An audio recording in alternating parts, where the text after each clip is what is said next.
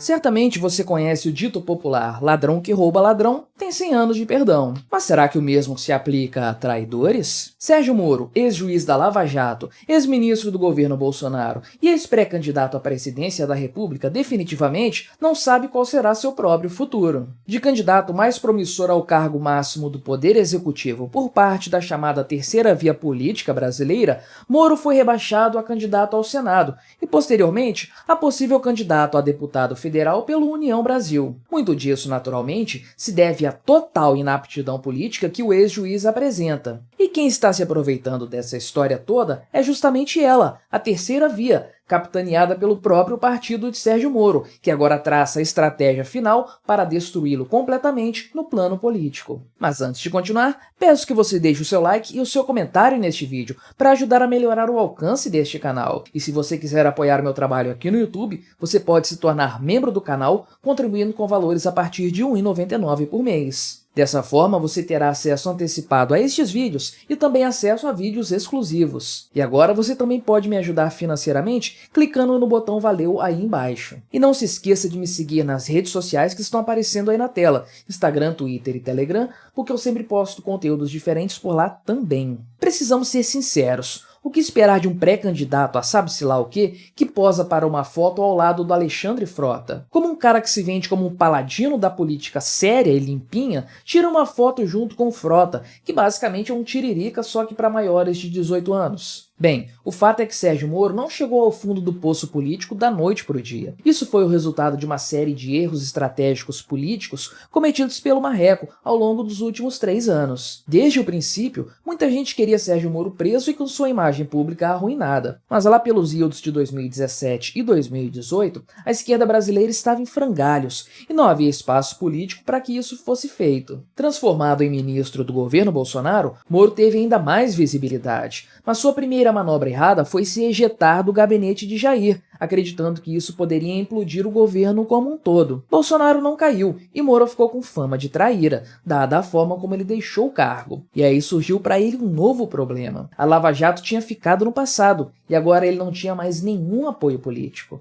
Ele estava sozinho contra os tubarões da política e eles logo trataram de atacar. Com as bênçãos do STF, o maior partido de esquerda do Brasil, Lula foi solto e teve seus processos anulados. E o culpado da história passou a ser o ex-juiz, acusado agora de suspeição no processo envolvendo o Molusco. Mas Moro acreditou ainda possuir uma arma muito útil na luta contra aquilo que ele classifica como sistema, seu capital político. Logo, as diversas forças vulgarmente chamadas de terceira via começaram a se aglutinar, na esperança de lançar um candidato viável à presidência da República, e muitos viram em Moro a chance de unir todos os caciques do baixo clero político em uma única candidatura. Os tontos do MBL, sem dúvidas, foram os que mais encamparam o projeto, e Sérgio Moro vestiu a camisa de salvador da pátria com gosto, acreditando possuir o apoio popular e o tato político necessários para alcançar tal feito. Seu grande ato, portanto, foi se filiar ao Podemos no final do ano passado, numa cerimônia chatíssima que deu uma prévia do que seria a fracassada pré-campanha de Sérgio Moro rumo ao Palácio do Planalto. O namoro com o partido de Álvaro Dias durou pouco, e não obstante tenha recebido um generoso salário para se manter como pré-candidato pelo Podemos,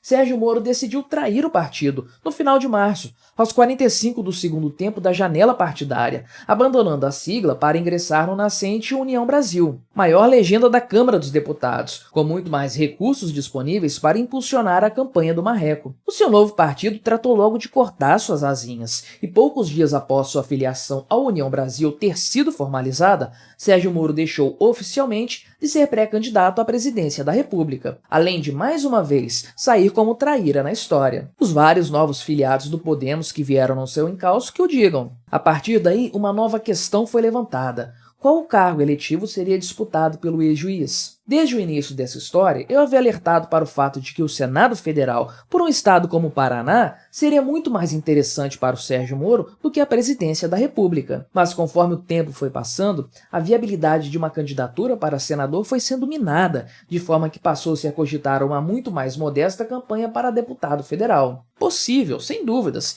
e bastante interessante para a União Brasil, que elegeria alguns nomes na aba do Marreco. Porém, muita gente nesse partido não gosta do Sérgio Moro, e agora eles perceberam que é possível unir o útil ao agradável, apunhalando o ex-ministro de Bolsonaro pelas costas e ainda por cima surfando em seu ainda relevante capital político. O novo plano do União Brasil para Sérgio Moro é, conforme noticiou o site O Antagonista, que já se desiludiu de vez com o ex-juiz, lançá-lo à disputa para o governo do estado de São Paulo. Sim, o Marreco vai concorrer com Tarcísio de Freitas, Fernando Haddad e Rodrigo Garcia. Vai dar super certo, com certeza. Vai na fé, Moro. O plano do União Brasil é muito simples. Ao lançar Moro para o governo do estado, o partido consegue um palanque muito interessante para várias candidaturas legislativas, tanto estaduais quanto federais. A expectativa do partido é conseguir uns 7 ou 8 deputados às custas do Moro por meio dessa estratégia. Então tem-se assim o primeiro objetivo, o útil, aumentar o partido utilizando-se do cacife eleitoral de Sérgio Moro. Mas, por óbvio, o ex-juiz vai ser trucidado na disputa eleitoral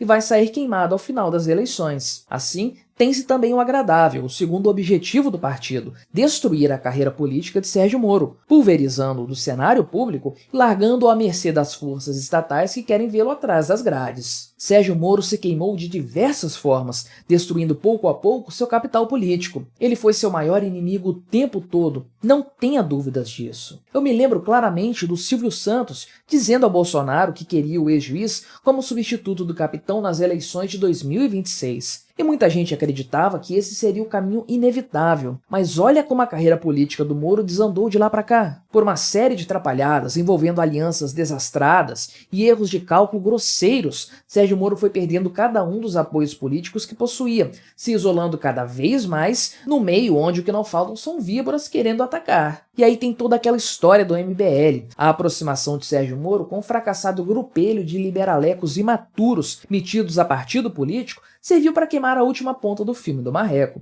E quando o Mamãe Falei implodiu a própria carreira, também a imagem do Sérgio Moro ficou manchada, como não poderia deixar de ser. E a situação toda é tão bizarra que o próprio Arthur Duval agora meio que afirma que o Moro fez uma trairagem com ele, cortando totalmente as relações sem nem antes consultar o próprio Arthur. A que ponto Sérgio Moro chegou, ser chamado de traíra pelo Mamãe Falei? E se tal aliança já não fosse catastrófica o suficiente, o ex-ministro escolheu para si o pior partido de todos, formado por desafetos de Moro e grande demais para se curvar às vontades do ex-juiz. Para a União Brasil, o mais interessante é canibalizar o capital político de Sérgio Moro, utilizando como for mais conveniente para os interesses dos demais membros da sigla. Lançá-lo como deputado federal certamente traria muitos votos para outros candidatos, que acabariam sendo eleitos na sua esteira. Não tenha dúvidas disso. O fato é que talvez seja mais interessante ainda lançá-lo como candidato a governador do estado, mesmo sendo evidente para todos que ele não tem a menor chance, mas apenas para que mais candidatos ao legislativo estadual e ao federal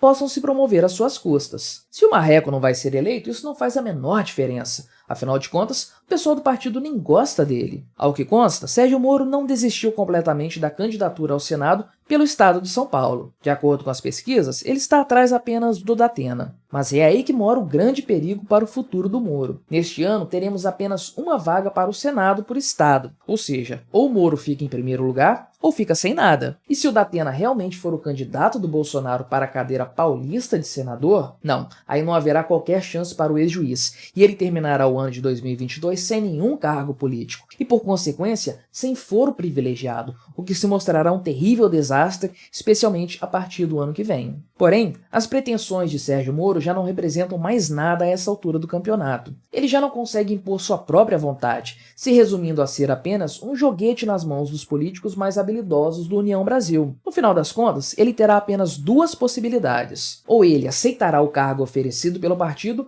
ou então não concorrerá a nada. Em ambos os casos, ele sairá derrotado, pois ambas as alternativas representarão a destruição completa do seu capital político e de sua imagem pública, posto que, como está claro para todos, o União Brasil não tem interesse algum em dar ao Marreco alguma candidatura viável. Se for para colocar o Sérgio Moro na disputa por algum cargo, será para perder. Sérgio Moro é carta fora do baralho político brasileiro, por uma sucessão de erros de cálculo, alianças desastrosas e também por ter superestimado consideravelmente sua relevância política. O ex-juiz deu aos seus adversários todas as armas necessárias para destruí-lo, enquanto cavava sua própria cova política. Filiado a um partido que quer vê-lo pelas costas, após, é claro, sugar o pouco de capital eleitoral que o ex-ministro ainda possui, Sérgio Moro não tem mais controle sobre seu próprio futuro político. Ele vai disputar o cargo que o partido lhe oferecer, seja ele qual for, já sabendo de antemão que será derrotado. Como último ato de sua desastrosa carreira política,